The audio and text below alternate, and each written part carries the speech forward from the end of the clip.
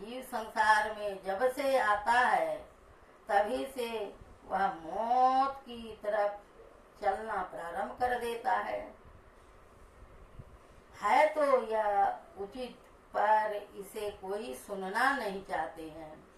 किसी आदमी ने एक मकान बनवाया। गृह प्रवेश के अवसर पर बहुत से लोगों को आमंत्रित दिया। उस आयोजन पर उसका भांजा भी आया।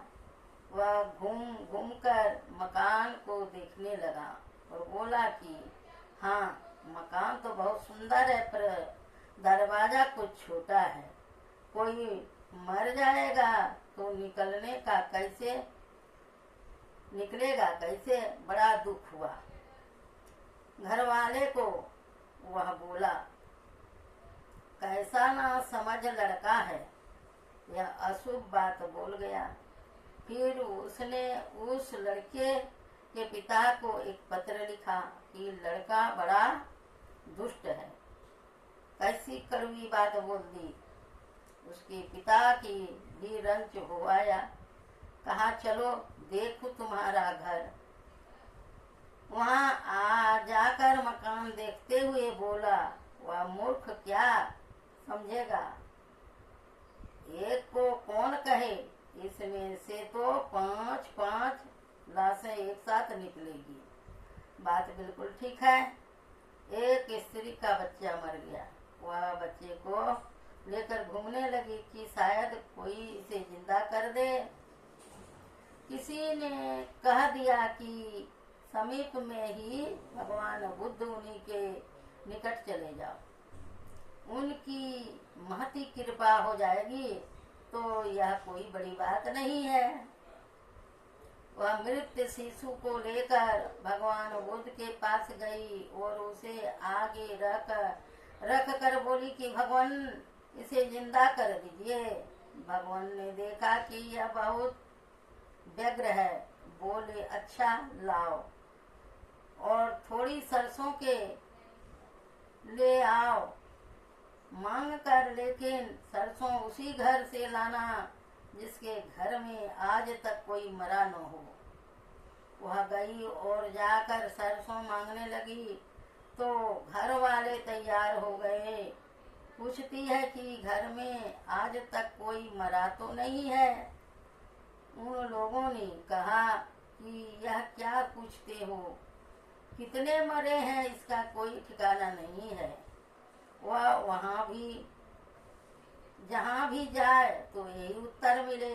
उसकी समझ में आ गया कि जीवित मनुष्यों की अपेक्षा मृतकों को संख्या कहीं अधिक है।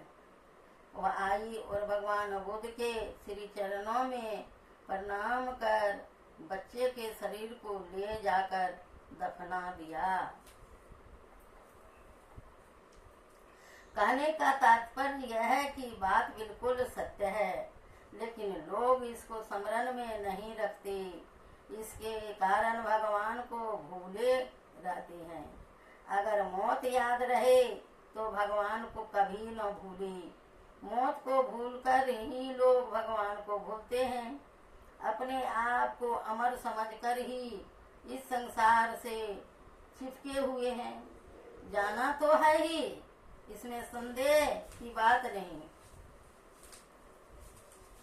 नहीं है, लेकिन कहाँ जाना है? जाने वाले कहाँ गए, हम लोग कहाँ जाएंगे? परमात्मा ने विवेक दिया है। विवेक को की कसौटी पर हरेक कसिए। कहाँ जाएंगे? जाने के लिए एक तो मोक्ष है और दूसरा है स्वर्ग। इसके अतिरिक्त तो तीसरा मनुष्य के शरीर में जाना होता है और चौथा नरक है। जाने वाले तो इसी तरह से जाते हैं। मोक्ष में कौन जाता है? वही जिसने साधन भजन करके अपने यानी जीवात्मा पर के सभी आवरणों को उतार दिया है। वह स्वयं के ज्ञान में यथार्थ आत्मज्ञान में आ गया है। ऐसा जो है वह मोक्ष प्राप्त करता है। अपने को पवित्रता में रखते हुए, शिष्टाचारी रहते हुए, सदाचारी बने हुए जो साधन भजन करता है, लेकिन भजन पूरा नहीं होता है और शरीर बीच ही में छूट जाता है, तो भगवान श्री कृष्ण ने कृष्ण के मुताबिक स्वर्ग जाता है। नहीं कुछ तो कम से कम जो मानवता के गुणों से युक्त है और दया, दीनता, शीलता, समता आदि गुणों को धारण किए हुए सदाचारी, शिष्टाचारी और दुराचारी, सुच्याचारी बना रहकर यदि मनुष्य शरीर को छोड़ेगा तो पुनः उसको मनुष्य शरीर मिलेगा। अगर इन तमाम गुणों से वह हीन है तो नरक के अलावा कोई चारा नहीं है। हम लोग इस बात पर विचारें, क्या हम लोग अपने को मोक्ष में ले जाने के लिए योग बनाए हुए हैं? क्या हम लोग अपने को स्वर्ग में ले जाने के लिए योग बनाए हुए हैं? क्या हम लोग अपने को इस योग बनाए हुए हैं कि मनुष्य शरीर छूटेगा तो पुनः मनुष्य का शरीर ही मिलेगा? अगर नहीं तो नरक में जाने से बचने का कोई उपाय नहीं है। कोई नहीं चाहता कि उसको नरक में जाना है। सब लोग अच्छी ही गति चाहते हैं। इसके लिए परमाराध्य श्री सतगुरु महाराज के वचन में आया है, संत मता बिनु गति नहीं। संतों के विचारों के बिना रहोगे तो सुगति, अच्छी गति नहीं होगी। योग सीखो, उपनिषद में आया है, देहावसान समय छिते यद द्विभाव तददेव भवे जीवित में जन्म कारणम। वेद व्यास के समय चित में, देह त्याग के समय चित में जो जो भावनाएं जीव करता है, देह त्याग के समय चित में जो भावनाएं जीव करता है वही वह होता है। यही जन्म का कारण है। मरने के समय जिस तरह का ख्याल होगा वैसा ही जन्म होगा। पुराण में बतलाया गया है कि राजा भरत का ख्याल मरने के समय हिरण में चला गया था, फलस्वरूप वे मृग योनि में चले गए। इसी तरह की एक और कथा है। भगवान बुद्ध का एक शिष्य था, उसको विदाई में कहीं एक धोती मिल गई। वह सोचने लगा कि कल उसको पहनूंगा और उस धोती को ठीक से रख दिया। रात में ही किसी कारणवश उसकी मृत्यु हो गई। उसका ख्याल धोती में लगा हुआ था। परिणाम यह हुआ कि वह चिल्लर बन गया और धोती में रहने लगा।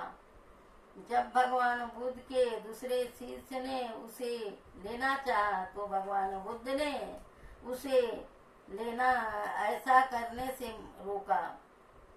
एक सप्ताह के बाद पुनः उन्होंने शिष्यों को धोती पहनने का आदेश कर दिया। शिष्यों द्वारा पूछे जाने पर भगवान ने सारी बातें स्पष्ट की और कहा कि वह चिल्लर बनकर शोर मचा रहा था कि मेरा चिल्लर छूटा जा रहा है। अब उसका शरीर छूट गया, उसे पहनने में कोई कठिनाई नहीं। यह कोई आश्चर्य की बात नहीं है। अभी हम लोग जो यहाँ इकट्ठे हुए हैं, यह नहीं कहा जा सकता है कि हमारे अंदर सत्संग और साधन भजन का संस्कार नहीं है। अगर नहीं होता तो यहाँ नहीं आते। यहाँ लोग कहाँ आए हैं? यहाँ की बात तो बहुत लोगों को मालूम है, लेकिन सभी लोग कहाँ आए हैं? अपने अंदर में सत्संग और साधन भजन का जो संस्कार है वही प्रेरित कर यहाँ ले आया है। उसी तरह संसार विषयों की कामना जीव को संसार में ले जाती है। यही संत कबीर साहब के वचन में है। बांस सुरती ले आवई, शब्द सुरती ले जाए, परिचय श्रुति है स्थिरे, सो गुरुदई बताए। वासना को किसको कहते हैं? हम लोग शुभ या अशुभ जिस तरह का कर्म करते हैं उसी तरह का संस्कार, उसी तरह की वासना अपने अंदर उत्पन्न हो जाती है। मैंने आप लोगों को एक दिन एक कहानी सुनाई थी। बादशाह अकबर ने अपने साले खुसरो को एक बड़ा सा बर्तन देते हुए कहा, जाओ और इसके अंदर घी का लेप लगा कर ले आओ। शर्त यह है कि इस कार्य में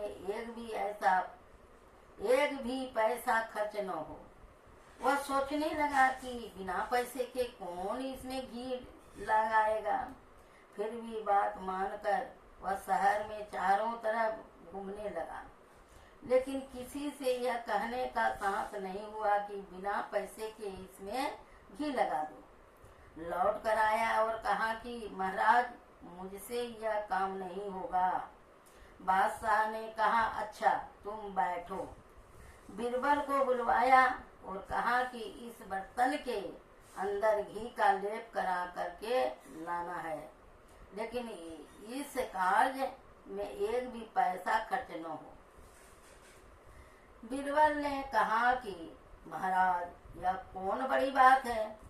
वह गया घी की दुकान पर और कहा कि मुझे हंडे भर घी चाहिए। दुकानदार ने कहा कि लाइए बर्तन और इसके अंदर जितना कहिए उतना ही घी भर दूंगा, लेकिन घी तो अच्छा है ना। बीरबल ने कहा कि मुझे अच्छे बुरे की पहचान नहीं है। यदि मेरी पत्नी कहेगी कि ठीक है तब तो लूंगा, अन्यथा इसे लौटा दूंगा। दुकानदार राजी हो गया। वह घी लेकर घर गया और वापस लाकर कहा कि पत्नी ने इसे ठीक नहीं कहा, ठीक नहीं बताया। जितना भी घी था सब वापस कर दिया, लेकिन बर्तन का चिकनापन तो रह ही गया। जो कर्म हम लोग करते हैं उसका लेस उसी तरह से लगता है। इसी का नाम है संस्कार। और समय पाकर यही उचित होता है। यह कैसे मिटेगा?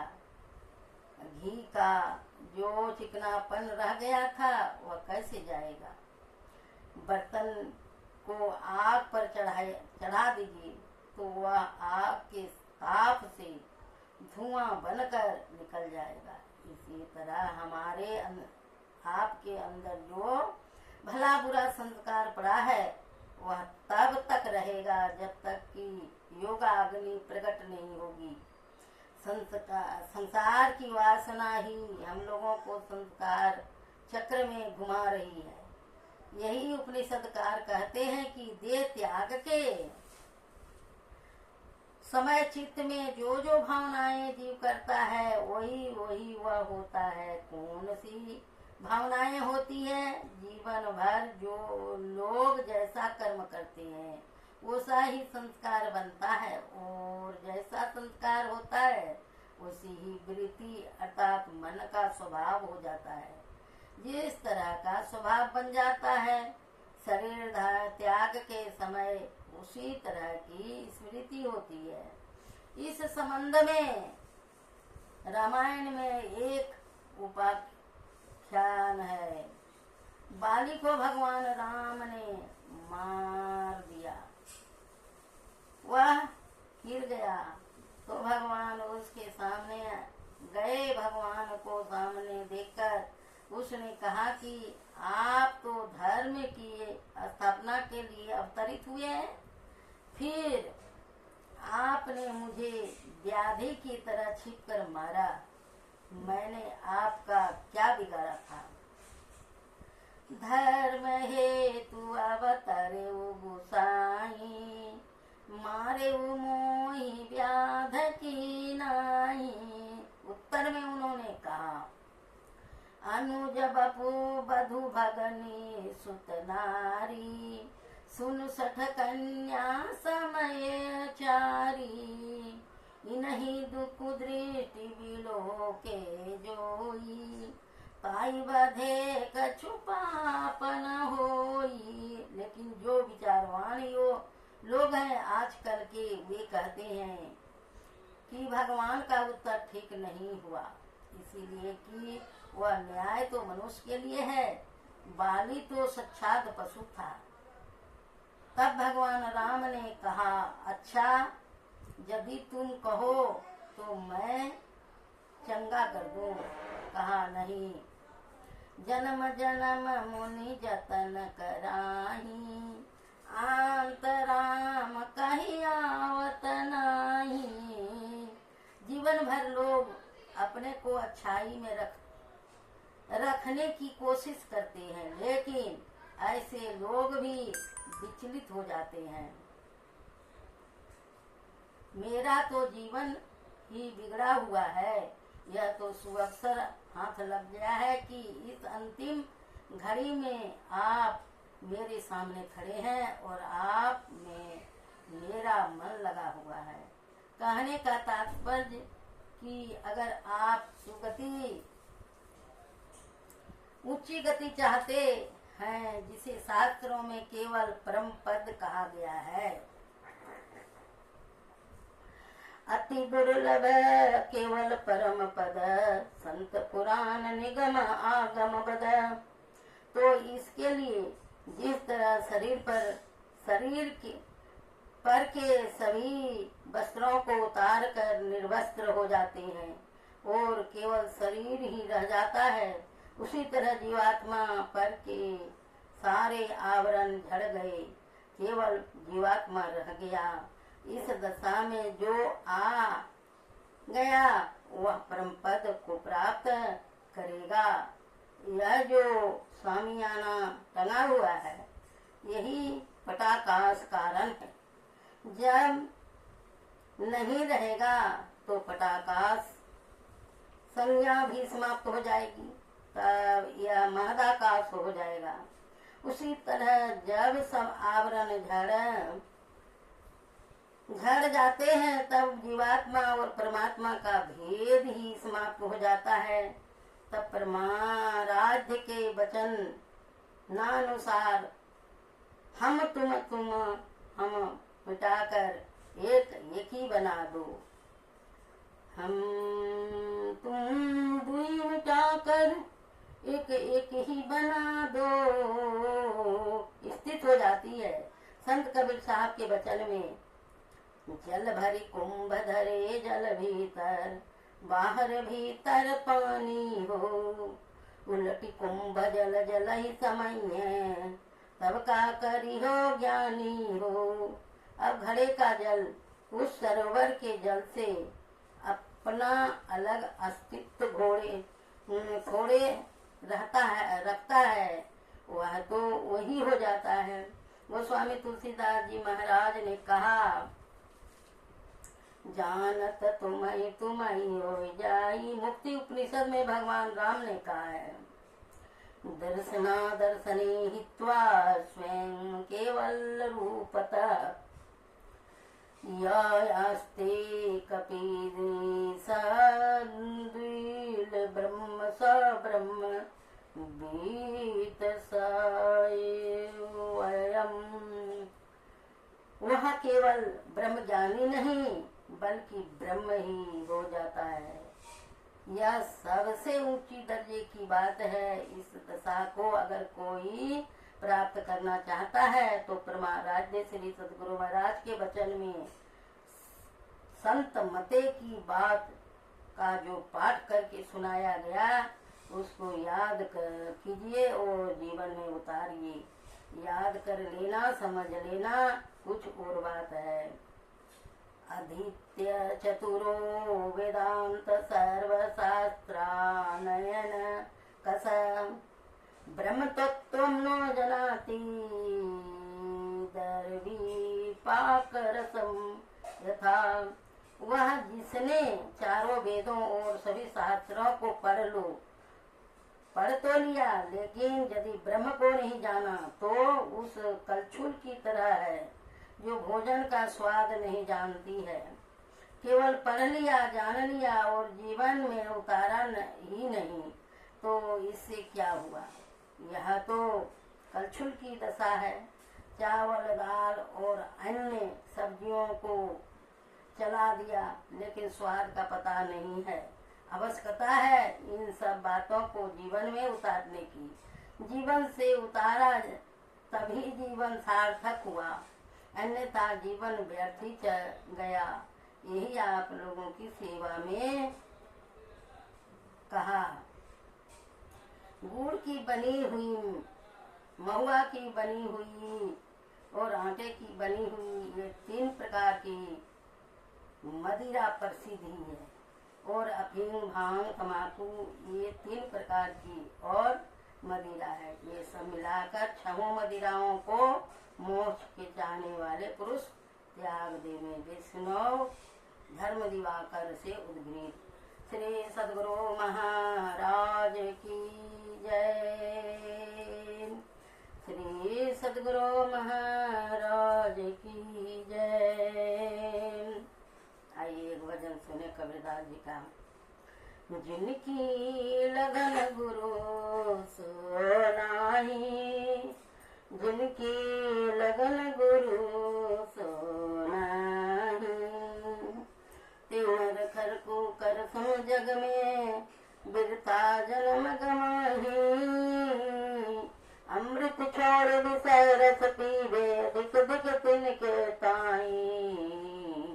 जिनकी लगन गुरु सो नाही, हरि वेल की कोरि तुमरिया सब तीरथ करियाई। जगन्नाथ के दर्शन करके अजोहन गई करवाई। जिनकी लगन गुरु सो नाही, हरि वेल की कोरि तुमरिया सब तीरथ करियाई। जगन्नाथ के दर्शन करके अजोहन गई करवाई। जिनकी लगन गुरु सो नाही, कहत कबीर सतगुरु मिल पूरा के हरि। जिनकी लगन गुरु सो नाही, जिनकी